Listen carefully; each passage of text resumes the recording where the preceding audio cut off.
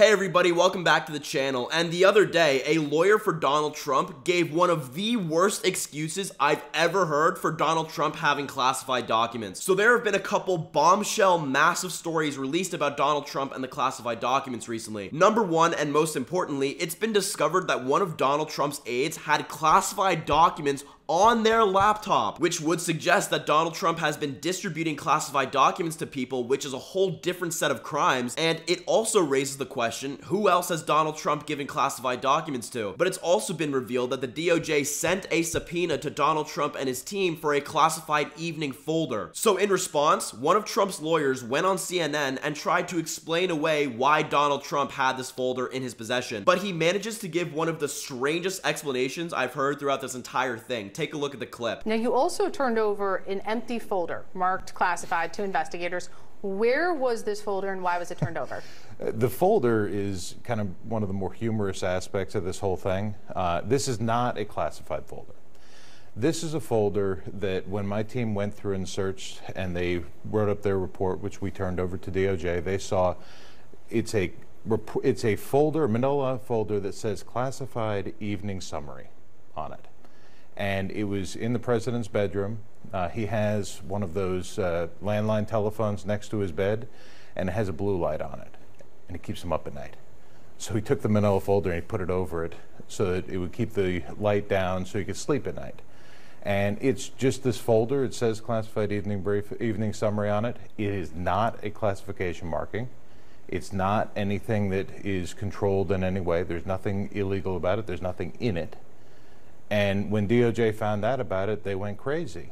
And they actually gave me a subpoena to say, give us over this empty folder that means nothing. How did they find out about a folder on his bed table? We put it in our report. When we did all of our searches, we wrote up reports on everywhere we searched, everywhere we looked, anything we found, where we found it. And we gave that to them because everything that we've done as part of that search has been in the spirit of full cooperation and compliance. And when they read that and they saw, oh, there's this folder here that is so far outside of the scope of the subpoena or anything else, they demanded it back.